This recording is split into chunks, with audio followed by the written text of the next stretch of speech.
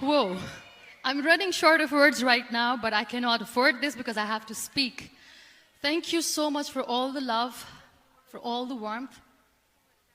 Thank you for accepting me. Thank you very much.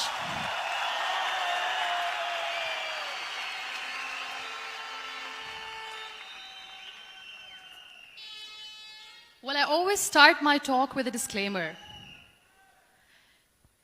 And that disclaimer is that I've never claimed to be a motivational speaker. Yes, I do speak, but I feel more like a storyteller because wherever I go, I share a story with everyone.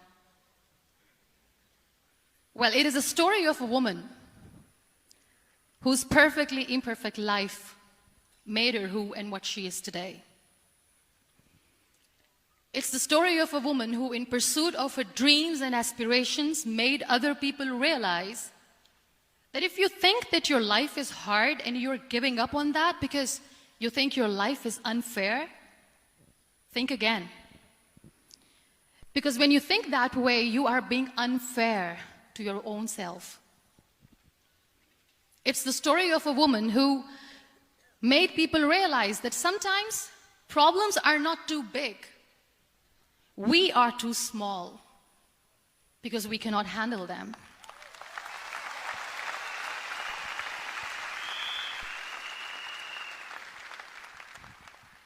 It is the story of a woman who with time realized that real happiness doesn't lie in success, money, fame. It lies within. Real happiness lies in gratitude. So I am here and I'm going to share the story of that woman. That is my story. The story of gratitude.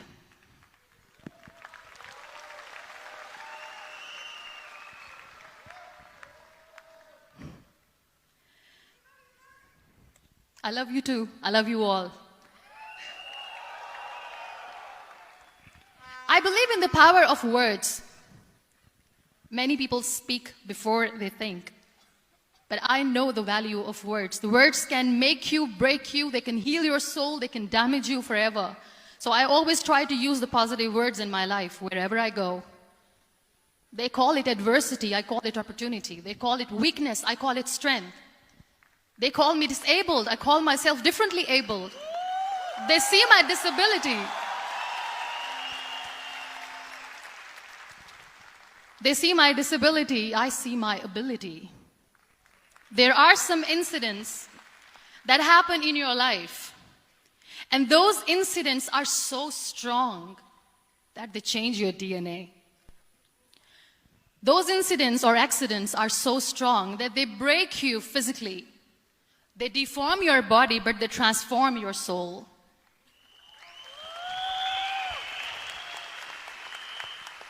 Those incidents break you, deform you, but they mold you into the best version of you. And the same thing happened to me. And I'm going to share what exactly happened to me. I was 18 years old when I got married.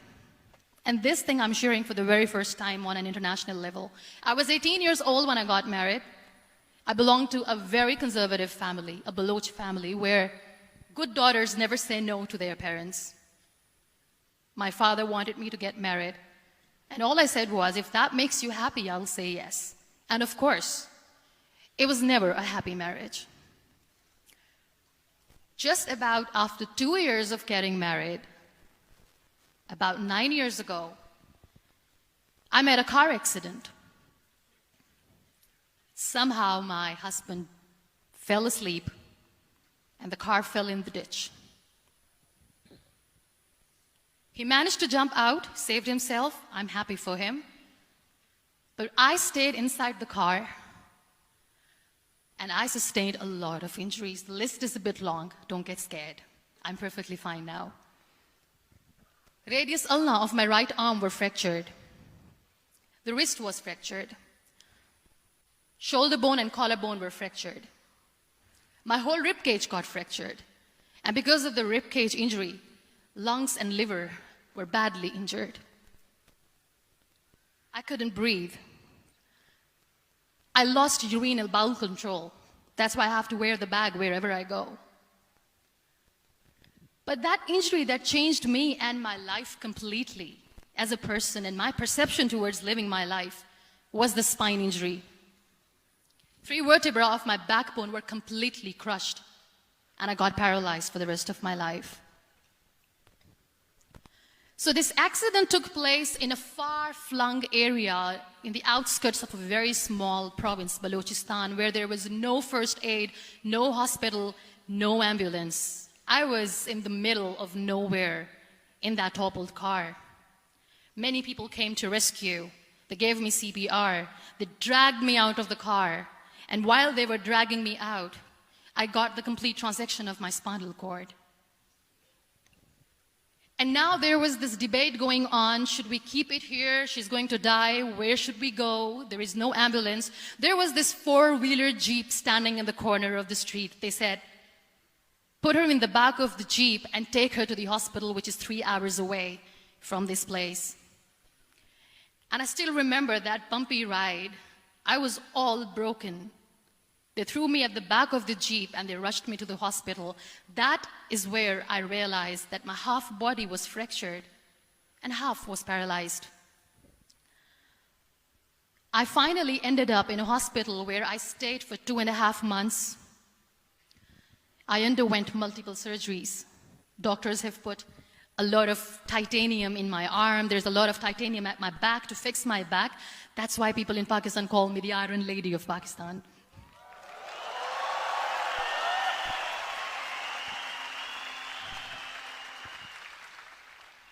Sometimes I wonder how easy it is for me to describe all this all over again. And somebody has rightly said that when you share your story and it doesn't make you cry, that means you have healed.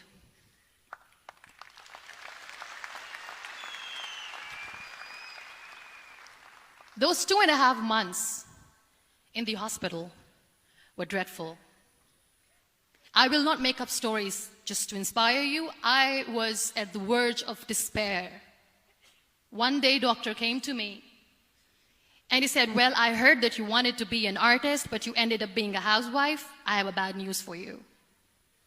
You won't be able to paint again because your wrist and your arm are so deformed, you won't be able to hold a pen again. And I stayed quiet. Next day, doctor came to me and said, your spine injury is so bad, you won't be able to walk again. I took a deep breath and I said, it's all right. The very next day, doctor came to me and said, because of your spine injury and the fixation that you have in your back, you won't be able to give birth to a child again. That day, I was devastated. I still remember, I asked my mother, why me? And that is where I started to question my existence. Why am I even alive? What's the point of living? I cannot walk, I cannot paint, fine, I cannot be a mother. And we have this thing in our heads, being women, that we are incomplete without having children. I am going to be an incomplete woman for the rest of my life. What's the point? People are scared. They think I will get divorced. What is going to happen to me? Why me? Why am I alive? We all try to chase this tunnel. We all do this because we see light in the end of the tunnel, which keeps us going. My dear friends, in my situation, there was a tunnel that I had to roll on, but there was no light. And that is where I realized that the words have the power to heal the soul. My mother said to me, this too shall pass. God has a greater plan for you. I don't know what it is, but He surely has.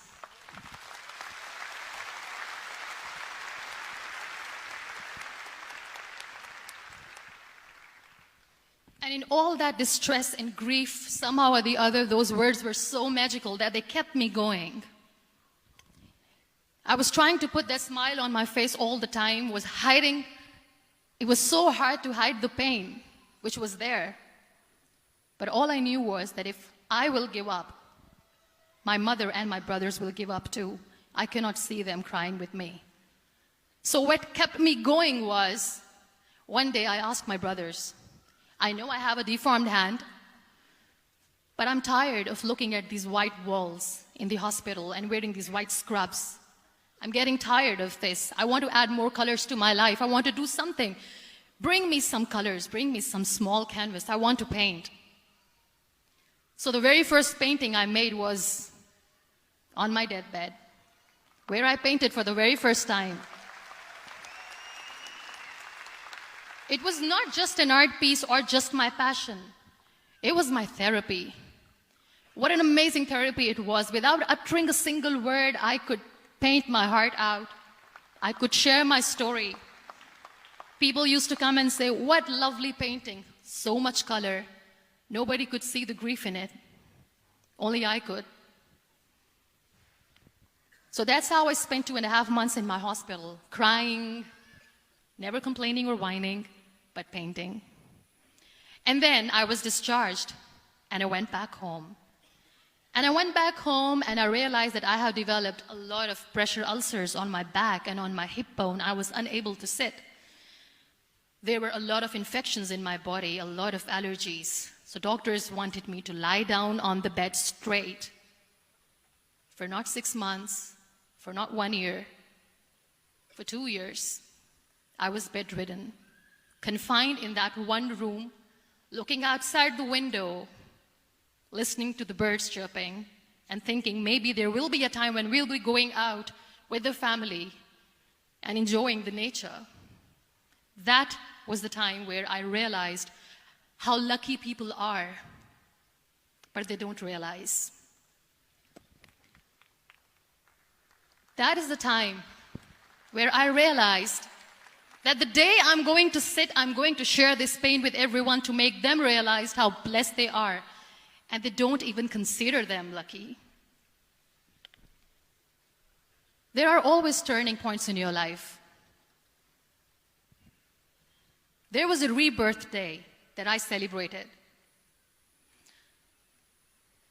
After 2 years and 2.5 months, when I was able to sit on a wheelchair, that was the day when I had the rebirth. I was a completely different person. I still remember the day I sat on the wheelchair for the first time, knowing that I'm never going to leave this, knowing that I won't be able to walk for the rest of my life. I saw myself in the mirror, and I talked to myself. And I still remember what I said. I cannot wait for a miracle to come and make me walk. I cannot sit in the corner of the room crying, cribbing, and begging for mercy because nobody has time. So I have to accept myself the way I am. The sooner, the better. So I applied the lip color for the first time.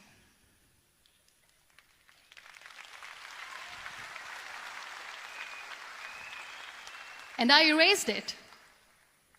And I cried. And I said, what am I doing? A person on a wheelchair should not do this. What will people say?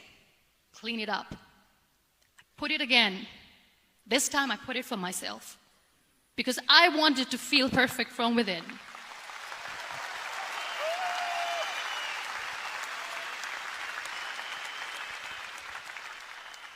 And that day I decided that I'm going to live life for myself.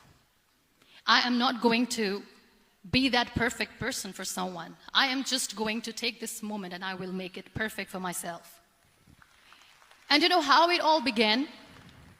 That day I decided that I'm going to fight my fears. We all have fears.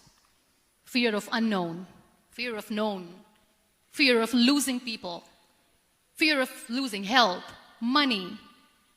We want to excel in career, we want to become famous, we want to get money. We are scared all the time. So I wrote down one by one all those fears. And I decided that I'm going to overcome these fears one at a time. You know what was my biggest fear? Divorce. I couldn't stand this word. I was trying to cling on to this person who didn't want me anymore, but I said no. I have to make it work. But the day I decided that this is nothing but my fear, I liberated myself by setting him free. And I made myself emotionally so strong that the day I got the news that he's getting married, I sent him a text that I'm so happy for you and I wish you all the best. And he knows that I pray for him today.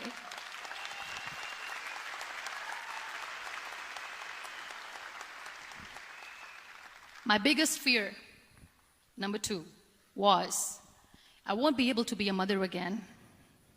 And that was quite devastating for me. But then I realized there are so many children in the world, all they want is acceptance. So there is no point of crying, just go and adopt one. And that's what I did.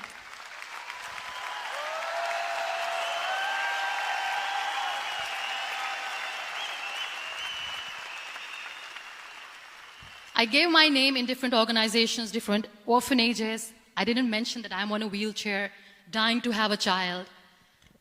So I just told them that this is Muniba Mazari and she wants to adopt a boy or girl, whatsoever, but I want to adopt a kid. And I waited patiently. 2 years later, I got this call from a very small city in Pakistan. I got a call and they said, "Are you Muniba Mazari? There is a baby boy and would you like to adopt?"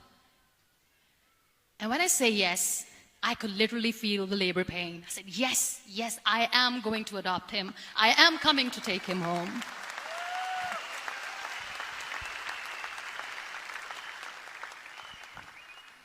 And when I reached there, the man was sitting and he was looking at me from head to toe.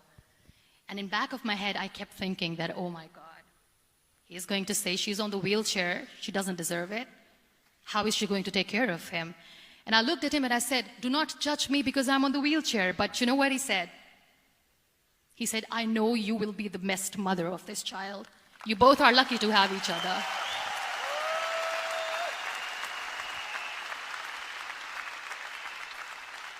And that day, I was 2 days old, and today he's 6.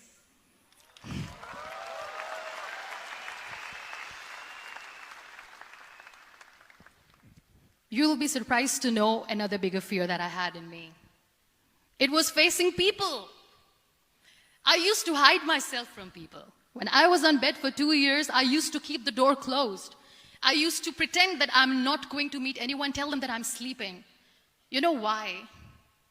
Because I couldn't stand that sympathy that they had for me. They used to treat me like a patient. When I used to smile, they used to look at me and say that, you're smiling, are you okay? I was tired of this question being asked, are you sick? Well, a lady yesterday at the airport asked me, are you sick? And I said, well, besides the spinal cord injury, I'm fine, I guess.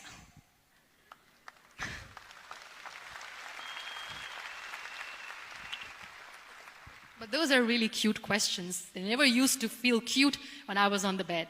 So I used to hide myself from people, knowing that, oh my God, I'm not going to see that sympathy in their eyes. It's all right. And today I'm here speaking to all these amazing people because I have overcome the fear.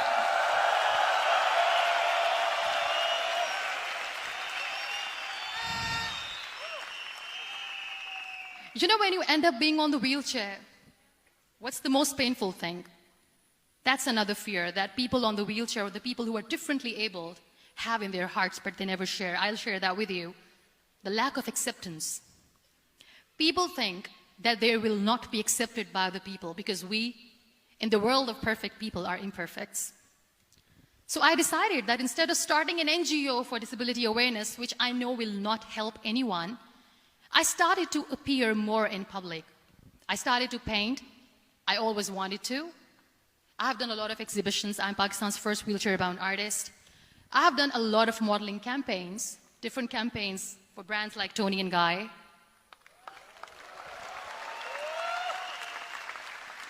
I have done some really funny, breaking the barriers kind of modeling. There was this one by the name Clown Town where I became a clown because I know that clowns have hearts too. And then I also decided that if I really want to make the difference, I am not going to let people use me for their polio campaigns where they will make you a victim and an emblem of misery and mercy and will say that, you know what, give polio drops to your children or they'll become like this girl. I decided that I'm going to join the national TV of Pakistan as an anchor person. And I've been doing a lot of shows for the last 3 years.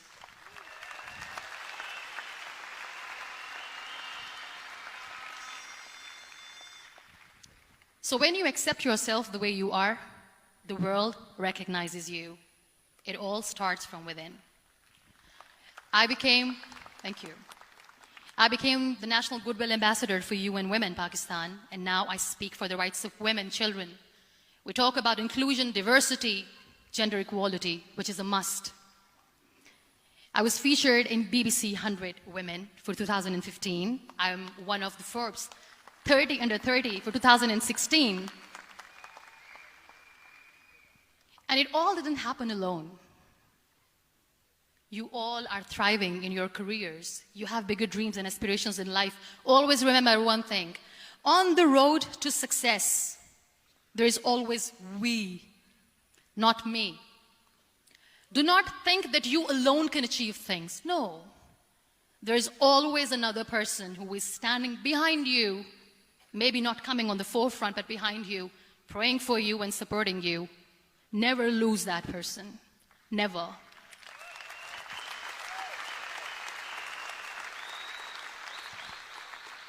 No matter how much I say that I couldn't find a hero, so I became one, I still want to recognize those 3 people in my life who literally changed my life completely, and I get inspiration from them every single day. Waleed Khan. Many people know about the terrorist attacks in Pakistan. We have lost many people. And I'm sharing this with a very heavy heart because we actually have lost a lot of people in this huge turmoil of terrorism. These people are barbarians. They do not see people. They're even worse than animals. They have killed people in mosques. They have killed people in churches, temples, even in schools. There was this terrorist attack in Army Public School, Peshawar, where these terrorists entered in an examination hall and they killed our children. And in that attack, that day, this beautiful boy, Waleed Khan, who was my hero, my real life hero, was the proctor who was taking care of the students, was keeping an eye on the students. Those barbarians shot him 3 times in the face, 5 times on his body, and he fell down. I was asked to give a talk in the school after a week of that terrorist attack. With a very heavy heart, I went there and I spoke. We sang a few national songs. I thought that maybe I've done my part, but deep inside, it was killing me. I could see children injured. I could see children sitting on the wheelchairs, looking at me, wondering, what next? What was our fault? Just because we were here to give examination, we have been shot.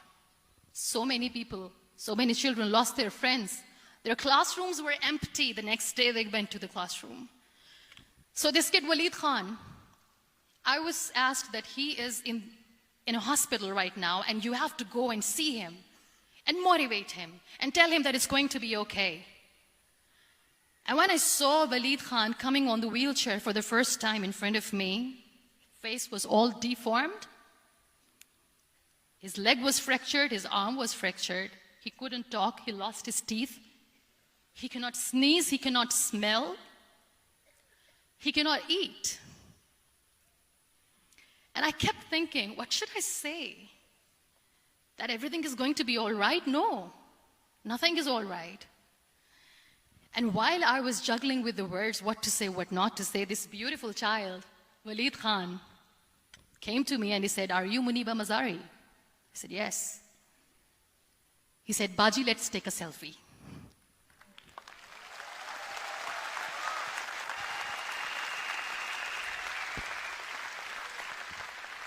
And with that beautiful, toothless smile of Waleed Khan, we took that beautiful selfie that I still have with me.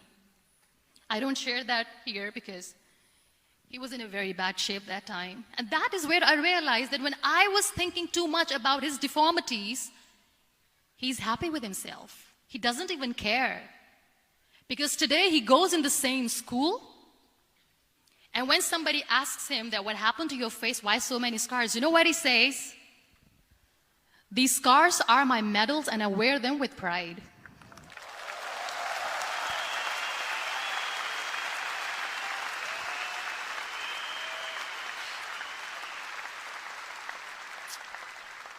And how beautifully he says the terrorists wanted me not to study. I am going to study. I will become a doctor one day. And this is my way of taking revenge from those terrorists. Another real-life hero, of course, my son. His name is Nile, N-I-L-E, River Nile. I learned so much from this kid. The first and foremost thing is patience. How to be patient when you know that your mother cannot walk, when you know that your mother is different from the other women, when you know that your mother cannot go out and play with you, how to stay calm. He loves football. And when we got the very first football, he was 4 years old. He was super excited. I still remember he came in the room and he said, "Mom, let's play football." And he kept the ball in my feet. And he said, "Let's kick it." And that day I felt disabled. I said, "I cannot kick the ball." And I was down with the same face. He looked at me and he said, "Well, that's all right. Your legs are not working, but your hands do. Let's play catch the ball."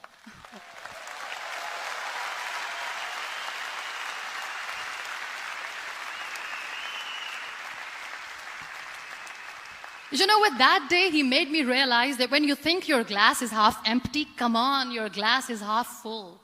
It's all in here and here. Last but not least, the woman who made me realize that heroes have no gender.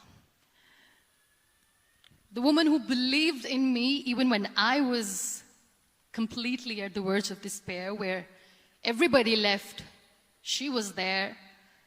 And every time I looked at her, without saying anything, she used to look at me and said, "This too shall pass. God has a bigger plan. And one day you will say that, oh my God, that is why God has chosen me." She never cried in front of me. She has always said that there will be haters, there will be naysayers, there will be disbelievers, and then there will be you proving them wrong. My mother.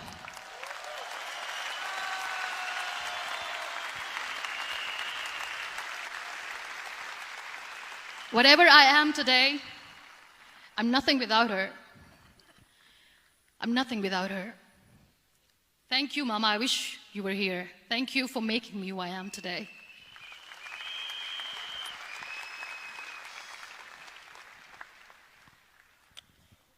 You know what? We human beings have a problem.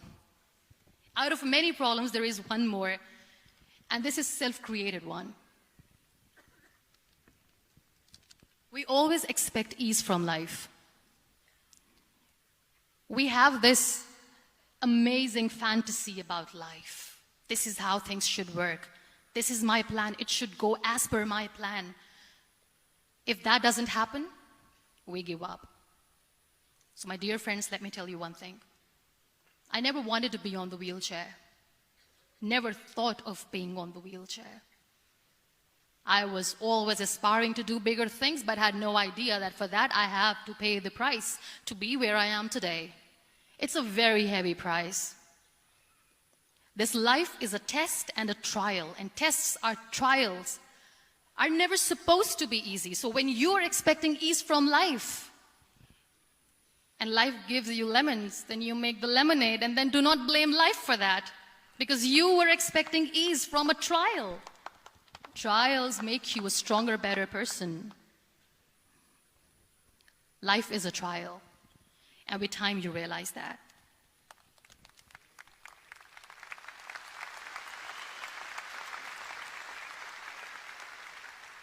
It is okay to be scared. It is okay to cry. Everything is okay, but giving up should not be an option.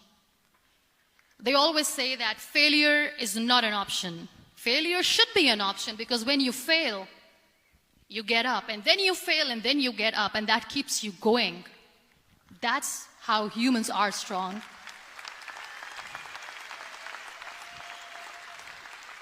Failure is an option, should be an option, but giving up is not. Never. We have this thing in minds. We call it perfection. We want everything perfect. We want ourselves to be perfect. There is this image in our head about everything. Perfect life, perfect relationships, perfect career, perfect amount of money that we need to earn no matter what. Nothing is perfect in this world. We all are perfectly imperfect, and that is perfectly all right. That's all right. We were sent here not to become the perfect people. Those people who tell you how to look perfect, even those people are imperfect. Trying to fight this fear of looking imperfect. I used to be perfect. I still remember. I got this compliment years ago when I used to walk. Oh my God, look at you. You're fair, you're tall, you're perfect. Look at me now. You're still perfect. Only the perfect eyes can see that. Only the perfect eyes will see that. Only the perfect eyes will see that. So yes, in all those imperfections, you have to listen to your heart. You don't have to look good for people. You don't have to be perfect just because other people want you to be perfect. If your soul is perfect from within, that's all right. This is all what you want. This is all what you need to be. Our society has made very weird kind of norms to look perfect and great. For men, it's different. For women, it's different. We think too much about what people say. We listen to ourselves too little. You know what makes you perfect? When you make someone smile. You know what makes you perfect? When you try to do something good for the people around you. You know what makes you perfect? When you feel someone's pain. And how beautiful pain is that it connects you with people. No other medium can connect you with others but pain. That's why I always say that I'm in pain, and that's a blessing in disguise for me. Today, just because I'm in pain and I'm on the wheelchair, I work for children. Being the head of CSR for a company, we conduct medical camps in far-flung areas of Pakistan where so many kids die because they don't have medical facilities. And I personally believe just because they cannot afford to live doesn't mean we'll let them die. So we give them money, we give them medical treatment, we try to heal their wounds, physical and emotional. And I also work for the beautiful people, we call them third gender, the transgender community of Pakistan. You know what connects me with them? All my imperfections. When I go and I hug them, they never judge me. And this very good friend of mine, her name is Bijli. Bijli means electricity. She calls herself electricity. And I said, are you electricity? She says, no, I'm lightning. I'm as strong as lightning. Because we have very bad power outage, so she doesn't want me to call her electricity. So she says, I am very strong. I'm thunder, I'm lightning. She came to me, and the first time I hugged her, she said, you are just like me. And I said, yes, I am like you. Because to people, we are so imperfect. So how beautiful these imperfections are, that because of these imperfections, you can connect with people. Then why are we all running after being perfect? What's the point?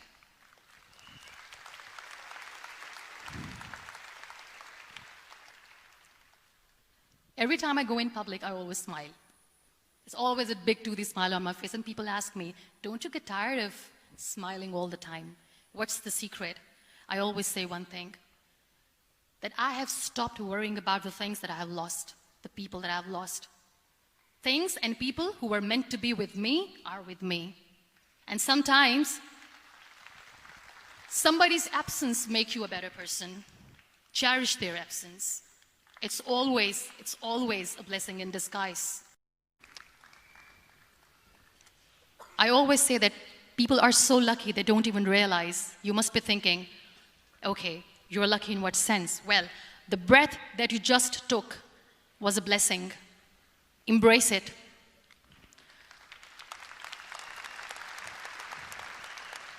There are so many people in the world who are dreaming to live a life that you are living right now.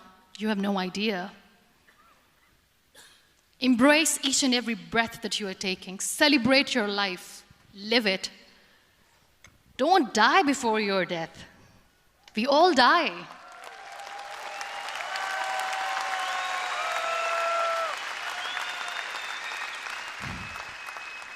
We live this one routine of a day for 75 years and we call it life. No, that's not life. If you're still thinking why you have been sent here, if you're still juggling with the concept of why you are here, you haven't lived yet. You work hard, you make money, you do it for yourself. That's not life. You go out, you seek for people who need your help, you make their lives better. You become that sponge which can absorb all the negativity, and you become that person who can emit beautiful, positive vibes. And when you realize that you have changed someone's life, and because of you, this person didn't give up, that is the day when you live. Always.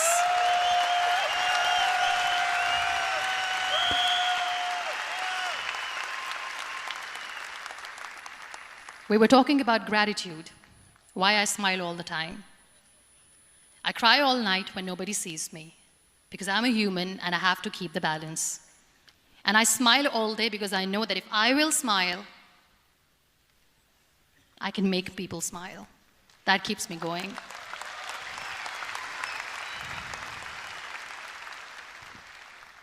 Be grateful for what you have, and you will always, always end up having more. But if you'll cry and if you'll crib for the little things that you don't have or the things that you have lost, you will never ever have enough. Sometimes we are too busy thinking about the things that we don't have that we forget to cherish the blessings that we have. I'm not saying that I'm not healthy and that makes me unlucky, but yes, it is hard. It is hard when I say that I cannot walk. It is hard to say when I wear this bag. It hurts. But I have to keep going, because never giving up is the way to live, always.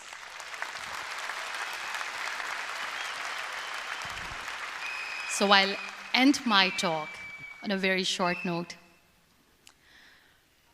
Live your life fully. Accept yourself the way you are. Be kind to yourself. Be kind to yourself. I'll repeat, be kind to yourself, and only then you can be kind to others. Love yourself and spread that love. Life will be hard. There will be turmoils, there will be trials, but that will only make you stronger. Never give up. The real happiness doesn't lie in money or success or fame. I have this all, I never wanted this. Real happiness lies in gratitude. So be grateful, be alive, and live every moment. Thank you so much, everyone. Thank you.